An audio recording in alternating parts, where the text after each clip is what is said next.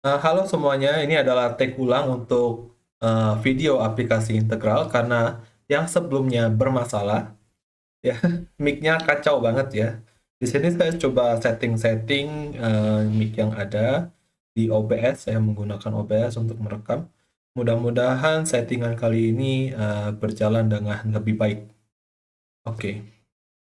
Nah, di sini kita akan belajar tentang panjang kurva, lalu luas permukaan, lalu pusat massa gitu ya.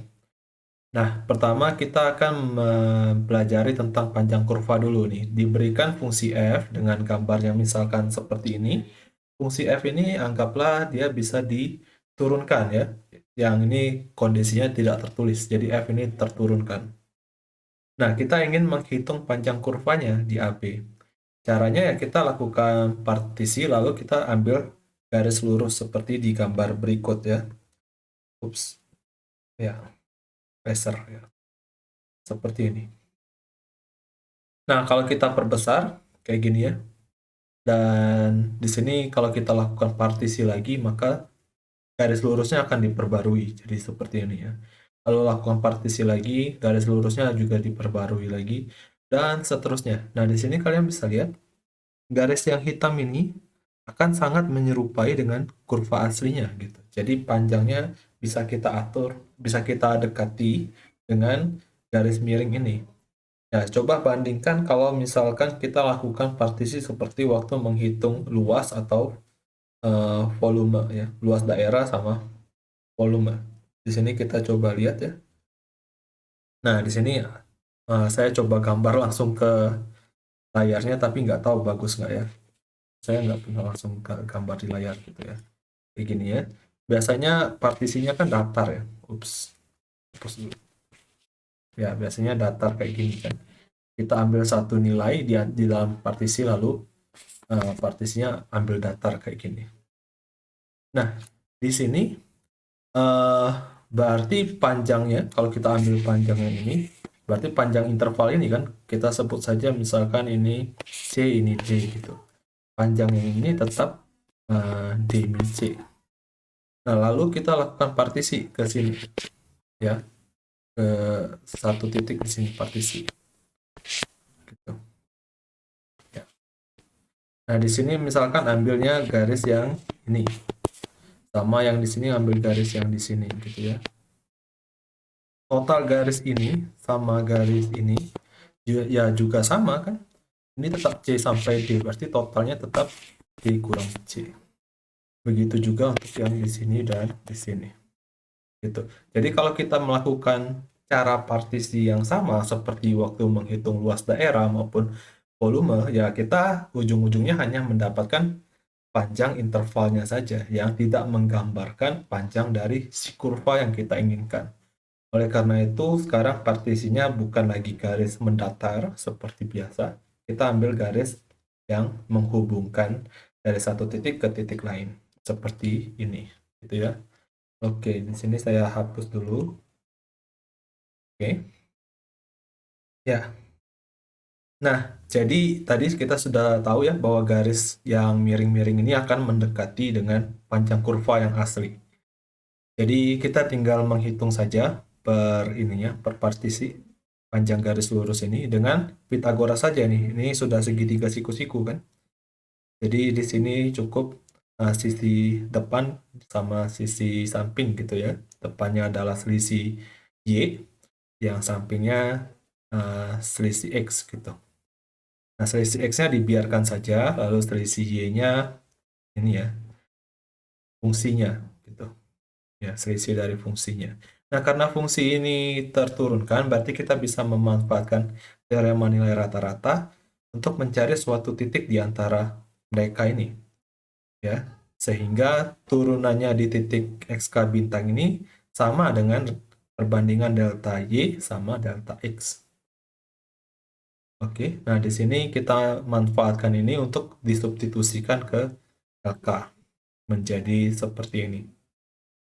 Ya, oke, jadi dalam hal ini tinggal satu XK bintang saja nih, tidak seperti ini ya. Ini ada dua XK yang membingungkan. Di sini cukup satu aja.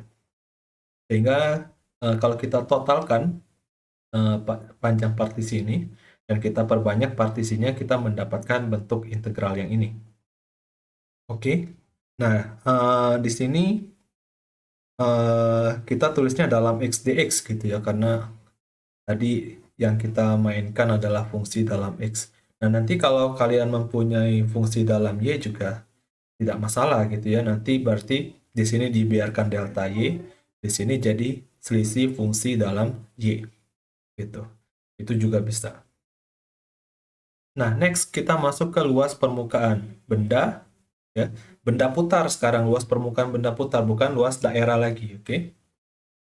Jadi di sini diberikan suatu kurva f di interval AB, sama kayak tadi, fungsi f ini kita anggap terturunkan, tapi tidak tertulis di sini, oke? Nah, kemudian kurva f ini kita putar terhadap sumbu x. Jadilah seperti ini, ya. Yang kalian putar hanya kurva ini aja ya, ingat ya. Di daerah yang bawah ini nggak ada. Jadi ini cuma selimutnya tok, nggak ada isinya. Nah, ya penutup ini juga nggak ada jadinya ya. Penutup ini juga nggak ada. Sekarang kalian diminta untuk menghitung luas dari selimut ini. Ya, caranya seperti apa? Caranya adalah kita lakukan partisi mirip seperti partisi yang kita kerjakan di panjang interval. Ya, karena di sini kita akan mementingkan kemiringan dari fungsinya juga. Ya. Jadi kita tidak bisa melakukan partisi mirip seperti waktu kita menghitung volume maupun uh, luas daerah. Gitu.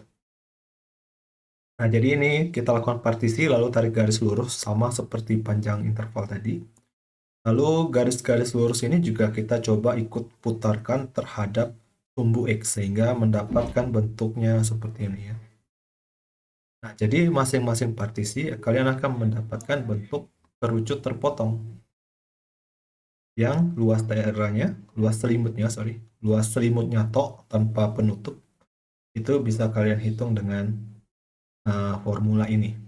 Formula ini dapat dari mana? Ya, kembali lagi hubungan segitiga siku-sikunya ya, dimainkan. Gitu. Jadi kalian buat luas selimut kerucut yang penuh, gitu, lalu mainkan perbandingan itu, nanti kalian dapat bentuk ini. Nah, kita tidak akan membongkar bagaimana mendapatkan ini. Kita langsung pakai saja. Oke. Nah, berarti kita lihat satu partisi dulu ya, kayak gini. Satu partisi. Nah, kita coba lihat luas partisi ke K-nya ini. Jadi luasnya ini adalah pi dikalikan dengan total jari-jarinya, ya, yang ini sama yang ini. Lalu dikalikan dengan panjang yang miring ini. Panjang yang miring ini tadi adalah si LK di slide sebelum kita. Ya, si LK ini tadi adalah nanti akar dari 1 ditambah turunan F gitu ya. Nah, sekarang kita memanfaatkan sifat kekontinuan dari F. Karena dia kontinu di sini, berarti kita bisa mencari suatu XK double bintang di antara mereka. Sedemikian sehingga dia sama dengan rata-ratanya dari kedua hal ini. Jadi sama dengan setengah dari penjumlahan mereka. Nah, oleh sebab itu yang ini bisa kita ganti jadi 2 kalinya ini. Lalu LK-nya tadi kita sudah ganti ya. Seperti ini. Nah, dengan demikian kalian tinggal jumlahkan yang ini. Lalu perbanyak partisinya menjadi integral. Ya, seperti ini. Jadi intinya selalu kayak gitu ya, kita lakukan partisi, kita periksa di satu partisi cukup kecil partisi dulu, lalu kita jumlahkan, kita perbanyak jadi integral. Next, kita sudah selesai tentang panjang dan luas permukaan. Sekarang kita masuk ke pusat massa. Nah, pusat massa ini kita mementingkan momen dulu ya, momen dulu.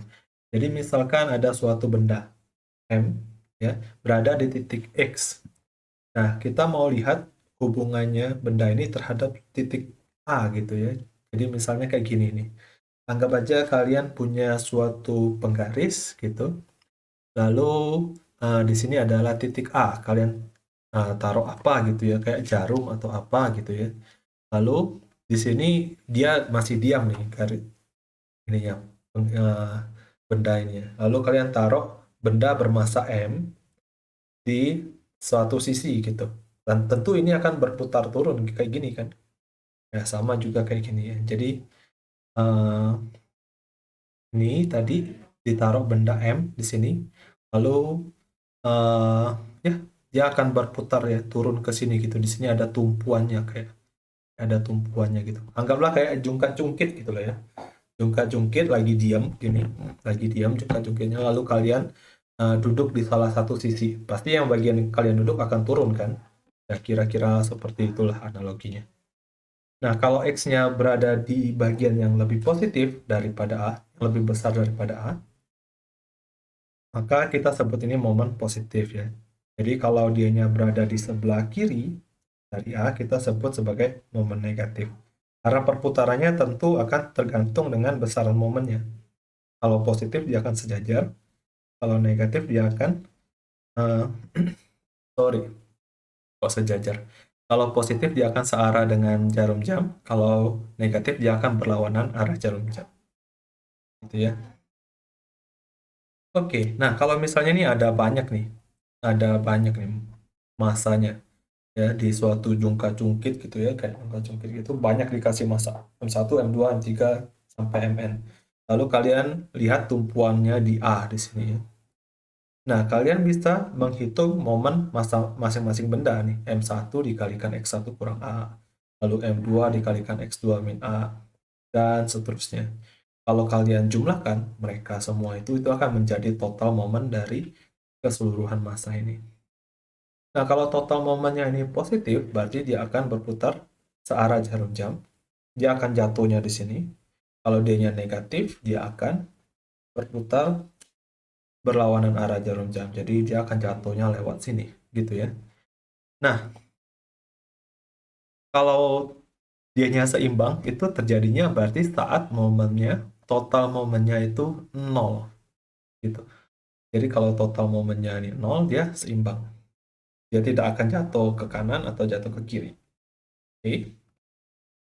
Nah, dengan demikian kalian bisa menyelesaikan nih untuk A. Kalau ini kalian anggap sama dengan nol, kalian selesaikan untuk A untuk mendapatkan ini. Gitu ya. Nah, yang ini sekali lagi, yang di atas itu tetap sebuah momen ya. Massa dikalikan posisi. Momen di sini tapi terhadap titik nol jadinya. Jadi kayak M1 dikalikan X1 kurang nol gitu ya. Jadi momen terhadap titik pusat, titik nol. Lalu di sini adalah total massanya. Oke, nanti A ini kita sebut sebagai pusat massa dari keseluruhan kumpulan massa yang kita punya. Nah, di pelajaran kita kali ini, kita akan menggunakan objek yang namanya lamina nih. Lamina itu kayak benda 3 dimensi sebenarnya, tapi dia sangat-sangat tipis sekali. Jadi kayak kita bisa meninjau dia bagaikan 2 dimensi. Gitu ya. Jadi ya kita akan menghitung pusat massa ini untuk di bagian 2 dimensi. Jadi kita perlu meningkatkan pemahaman kita tentang momen. Yang awalnya di sini cuma 1 dimensi, kiri atau kanan. Sekarang kita mau tingkatkan jadi 2 dimensi. Ya, jadi misalkan ada suatu massa di koordinat 2 dimensi, koordinat titik X, Y. Lalu kalian akan melihat momen dari massa ini terhadap suatu garis sekarang, bukan suatu titik lagi ya, terhadap suatu garis. Oke. Jadi kalau misalkan yang ini tadi, kita mau lihat momennya terhadap garis X sama dengan A. Gitu. Jadi momennya nanti M dikalikan X min A. Gitu ya. Jadi istilahnya kita hanya mengalihkan dengan jarak terdekat dari titik ini ke garis. Gitu. Ya, berarti momennya terhadap garis C sama dengan C juga sama ya. Massa dikali jarak terdekatnya, yaitu Y dikurang C. Ya, momen ini sekali lagi sama kayak tadi ya. Jadi kalau kita punya benda, punya garis, benda ini kira-kira akan berputar ke arah mana gitu. Apakah dia jatuh ke sini atau jatuh ke sono gitu. Oke.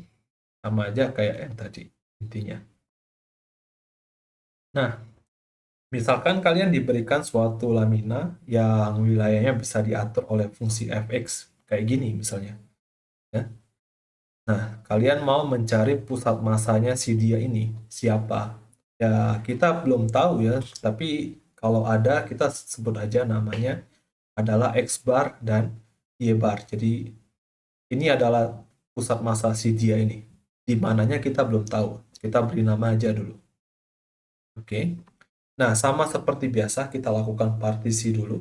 Lalu kita periksa satu partisi. Kita periksa satu partisi aja dulu.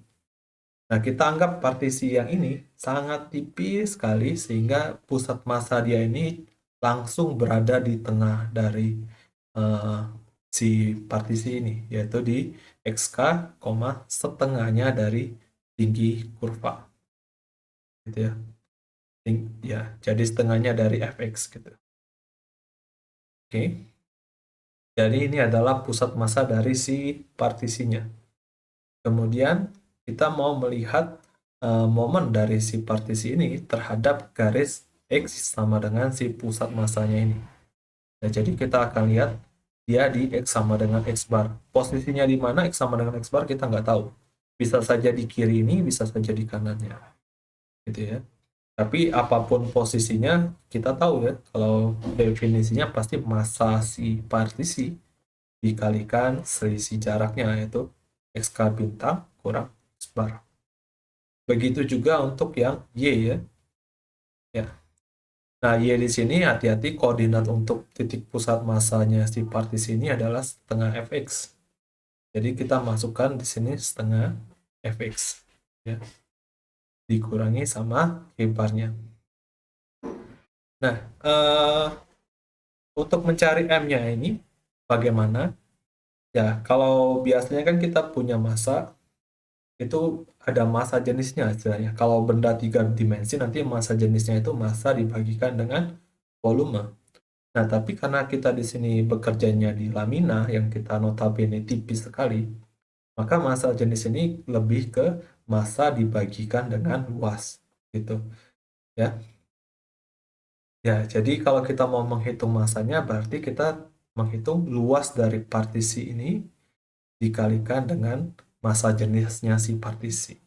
Kayak gini. Ya. Nah, si AK ini, luasnya ini, kalian bisa hitung dengan mudah karena ini adalah persegi panjang. Jadi cuma lebar dikali tingginya, ya. Delta X dikali Fx-nya langsung. Boom. Kita sudah punya semua ini, kita tinggal ganti. Ya, kita ganti MK-nya. MK-nya kita ganti semua. Lalu kita coba lihat ini ya. Ini baru satu partisi dia nih. Lalu kita totalkan seluruh momen yang kita tahu untuk setiap partisi ini kita totalkan. Nah, karena total momen terhadap X sama dengan X bar, kita sudah tahu ini titik pusat, berarti totalnya harus 0 kan? Jadi total dari penjumlahan ini harus 0. Ya, di sini masih aproksimasi karena ya si partisinya belum banyak banget gitu ya, masih mendekati lah, mendekati 0. Gitu. Oke. Nah, di sini kita pisah ya, pengurangan ini kita pisah, pindah ruas gitu.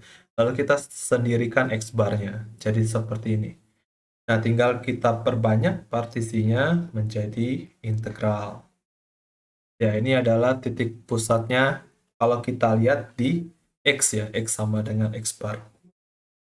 Gitu. Nah, sekarang titik pusat untuk Y-nya. Koordinat Y-nya di mana gitu. Koordinat Y-nya juga sama. Kita tinggal totalkan ini semua. Itu nanti sama dengan 0.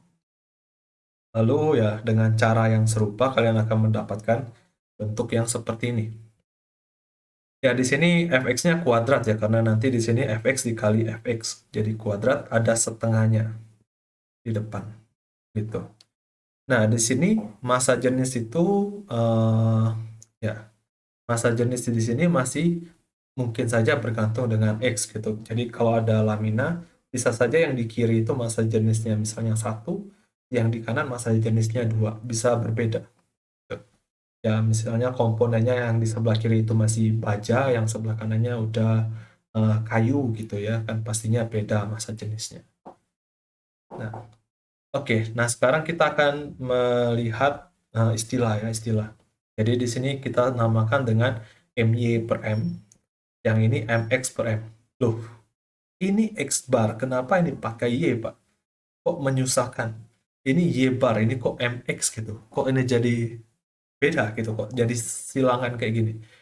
Oke, ingat yang tadi waktu kita menghitung pusat massa di dimensi satu, atasnya itu adalah momen terhadap titik nol. Oke. Nah, ini juga sama. Karena kita ini momen terhadap X sama dengan apa, berarti yang atas ini momen terhadap X sama dengan nol. X sama dengan nol itu adalah sumbu Y, makanya di sini namanya MY gitu ya. Oke. Lalu bawahnya M ini ya tentu massa dari laminanya. Berarti MX itu adalah momen terhadap Y sama dengan nol ya. Y sama dengan nol itu adalah si sumbu X. Oke, tadi saya udah bilang kalau delta ini bisa berbeda-beda tergantung nilai X-nya ya. Tapi kalau misalkan delta ini konstan di sepanjang interval AB, kita nanti sebutnya sebagai benda lamina homogen gitu. Jadi yang tadi itu masih non homogen. Kalau ininya konstan, kita sebut dia homogen. Kalau homogen berarti delta ini boleh keluar dari integral, nanti habis atas dan bawah gitu ya. Oke. Nah, ini juga boleh keluar, nanti habis atas dan bawah. Oke. Nah, perhatikan yang di bawah ini itu adalah luas dari daerah lamina gitu ya. Ini adalah luasnya. Integral AB fx kan ya berupa luas gitu kalau f-nya positif. Oke. Nah, lalu ingat kembali kalau lamina ini kita putar terhadap sumbu Y ya, dan kan jadi benda padat tuh. Lalu kita hitung dengan metode kulit tabung, volumenya akan menjadi bentuk seperti ini. Udah lumayan mirip nih. Yang X bar sama si dia ini udah hmm, cukup mirip gitu ya. Dan ya, kalau kita manfaatkan, karena kita tahu yang ini adalah X bar dikalikan dia, berarti volume ini bisa kita tulis ulang menjadi dia ini. Oke. Nah, sekarang kalau kalian lihat ya, di sini anggaplah ini adalah belum pen. Ya, anggaplah di sini adalah X bar gitu ya. Di sini X bar anggaplah. Tuh. Lalu X bar ini kan juga kalau kita putar terhadap Y, tentunya ini akan juga ikut berputar gitu, lingkaran gitu ya. Ini saya gambarnya jelek sekali, tapi kalian bayangkan aja. Oke. Nah, waktu ini kan lingkarannya berarti dengan jari-jari si X bar ini. Itu berarti panjang lintasan yang ditempuh oleh si titik pusat ini selama putaran ini adalah keliling dari lingkaran itu, yaitu 2pi X bar. Lalu si ini tadi adalah luas.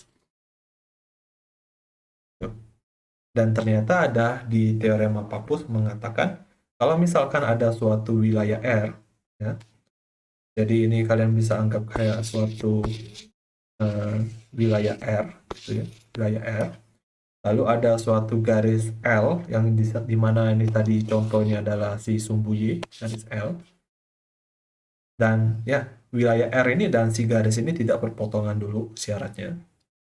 Maka volume benda putar dari si R terhadap garis L itu sama saja dengan luas dari si R dikalikan jarak tempuh titik pusatnya si R. Ya, udah sesuai dengan yang ini tadi ya.